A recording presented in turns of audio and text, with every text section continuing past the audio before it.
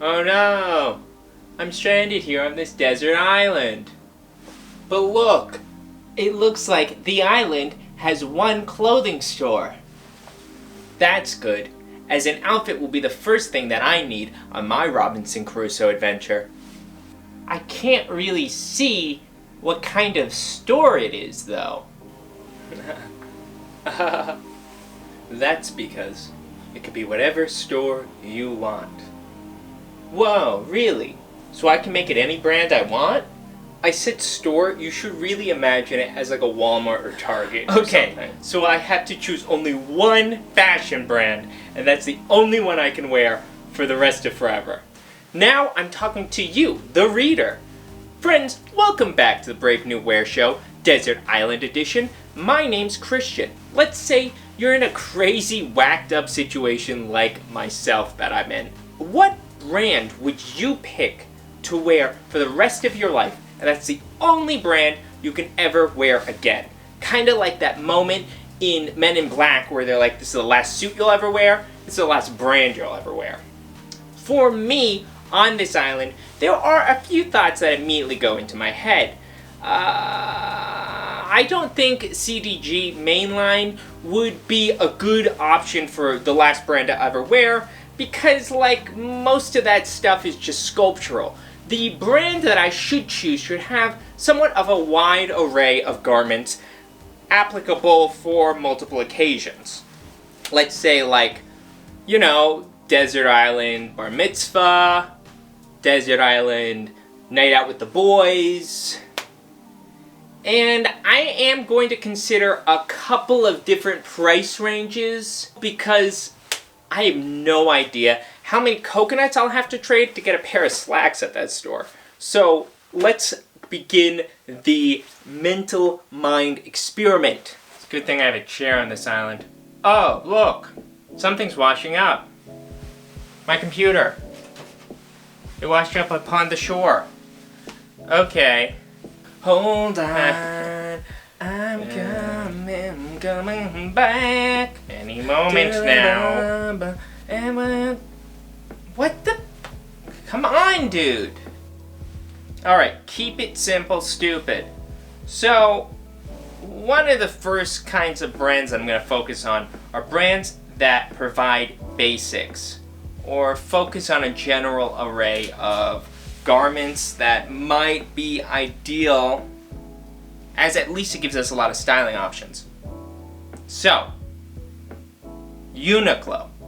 So if I was locked into Uniqlo, I'd have a wide array of basics that I could choose from all the time.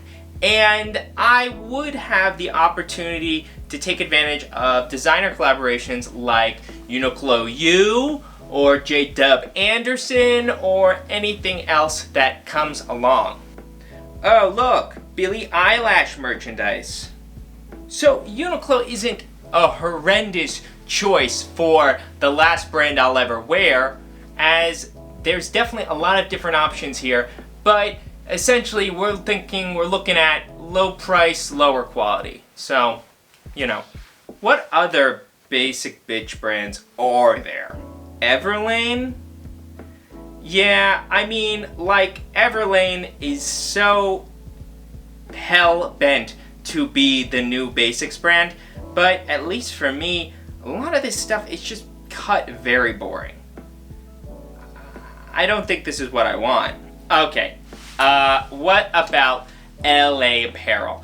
And I know the last time I talked about them, I was kind of like, ooh, a little iffy about the founder, but ever since I didn't buy that garment and then my girlfriend bought me that top, the cool one, LA Apparel has a kind of appeal to me. For one, what the heck is going on with my computer? It's like restarting in the middle of a video. Hey, don't worry about it, guys. I have my charger washed ashore as well. Anyway, LA Apparel, I guess what is kind of drawing me to the brand as of late is that, yeah, it embodies the same ethos that American Apparel had. It's like made in America garments that are very simple and come in a wide array of colors. But what I'm liking about them right now is the quality is pretty high. Like, the materials seem pretty high up there, and the array of colors does give me potentially the option to do a lot of different looks. And frankly, by comparison to the still standing American Apparel, LA Apparel has cuts and designs that are more interesting or trendy right now, honestly. Like the top I have, like their fleece like sweatshirts are actually cut more cool, frankly. I'm more inclined to buy these pieces. And essentially what I like about a brand like this is it gives you a lot of really simple pieces. And it just gives you a lot of options in terms of the colors that you want it in. To my mind grape, it feels like it's essentially giving me the tools of the palette to create whatever kind of outfits I want, essentially. Instead of the unique kind of flex pieces doing all the speaking, the outfits will be constructed based on silhouette and color, which is one of the reasons that I kind of find American or Los Angeles apparel appealing right now. Obviously, there's a lot of t-shirts. That's something they make a lot of. The only drawback is LA, you know? Nobody reads there. Also, it's never that cold. So they do have sweaters, turtlenecks, sweatshirts, stuff like that, but their outerwear options for men are limited. I guess it doesn't get that cold on this island anyway. All right, next potential forever brand. My computer is legit restarting. Why are you doing this to me? Ugh. All right, next forever brand potentially is COS. COS does have, a lot of great options. Their focus is, in the realm of the stuff I like. It's like minimal, higher end, nice pieces. And the thing about COS is, while they do kind of focus for something a little more neutral, they do have obviously their own voice and aesthetic. And there are a lot of pieces that are typically pretty trendy. Like right now, I'm just going through some of these outer, these like shirt jackets, whatever. Those are pretty cool. Their color palette is typically very neutral. But the other thing that COS, as my forever brand, will give me is like they do have full suits. So like I can potentially wear full suits on the island. So COS is a potentially good option. Obviously, it's like never gonna have anything wild and crazy if I ever want that, but for the forever brand, we might really want to consider things that are simpler and allow us to do the talking. Okay, let's say my desert island store, I'm imagining, is a little fancier.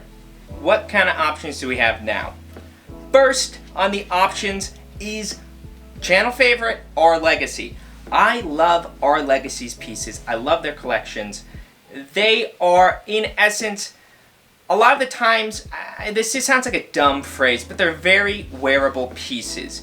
And they're almost always imbued with a certain flair and a very kind of modern cut and style. Like just going through, it's in a similar way to like COS. There's a lot of pieces that you can grab and create different outfits with, but unlike COS, this is a higher quality and there's a lot more like fashion, modern cuts and ideas in here. In the same vein as Our Legacy, Acne Studios. Acne Studios combines the Nordic minimalism with just a playful, fun kind of attitude. What I like about Acne, why it's one of my favorite brands and a great contender for last brand of all time, is that similarly, their pieces are very wearable. In that, I kind of feel like I could walk into Acne and assemble outfits very confidently. Acne Studios typically has a lot of pieces that verge into just like high fashion, like there's a lot of more transgressive or experimental silhouettes.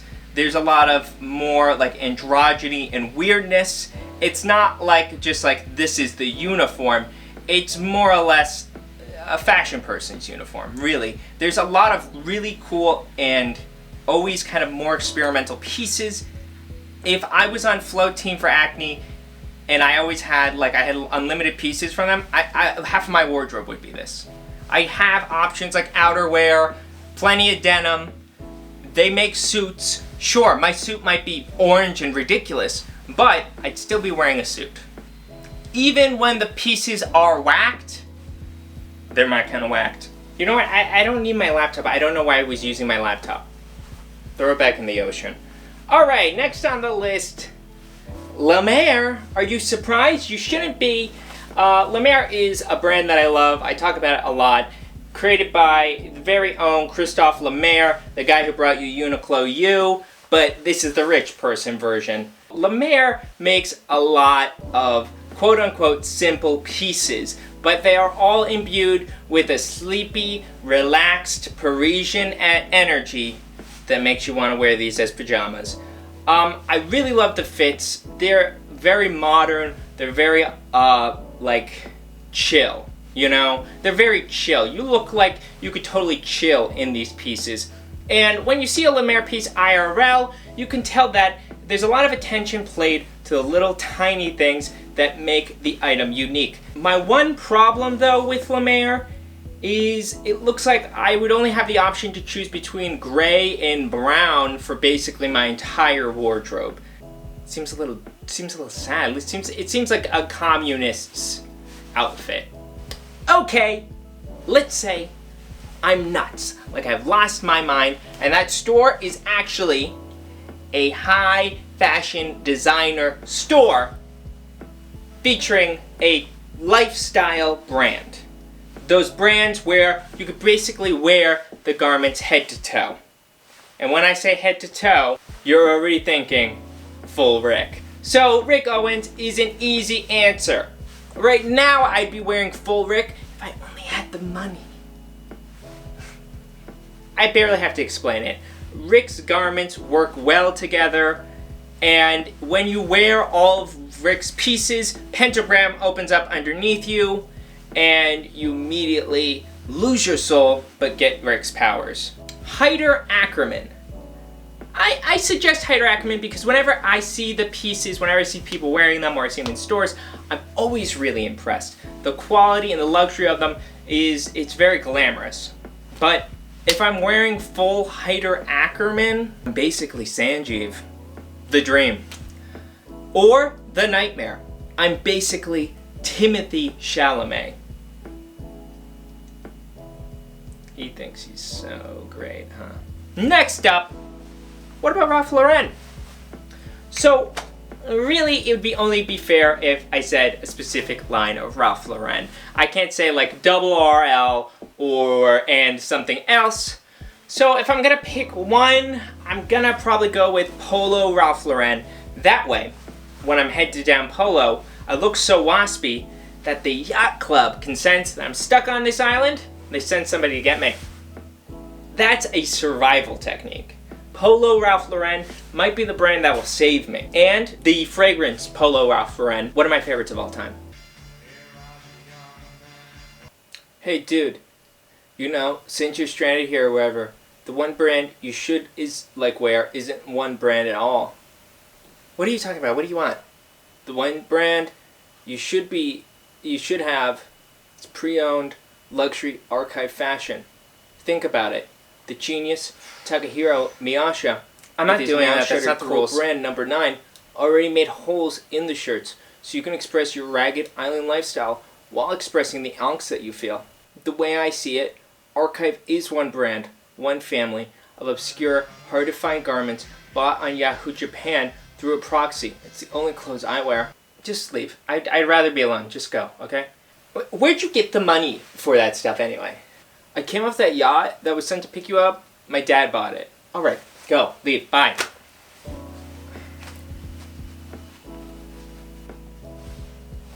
You know, I mean, obviously I don't hate archive pieces.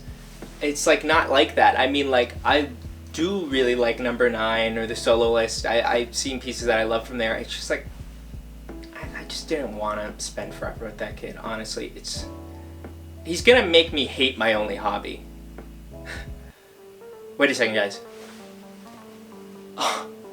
Oh my god. I can see the store. It's coming into focus in my eyes. Oh no. Oh no. It's a Philip Plein store. I'm gonna be stuck wearing Philip Plein forever.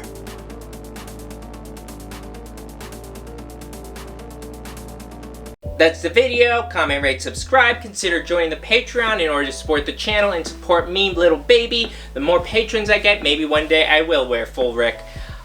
Stay tuned for more episodes. I love you guys. Let me know down below what you think. What would be your one brand that you would wear until the day you die? If that was the thing that you had to do, you could only wear one brand. Did I miss a glaring, you should have gone with this one, bro? Let me know. I'll catch you on the flip side.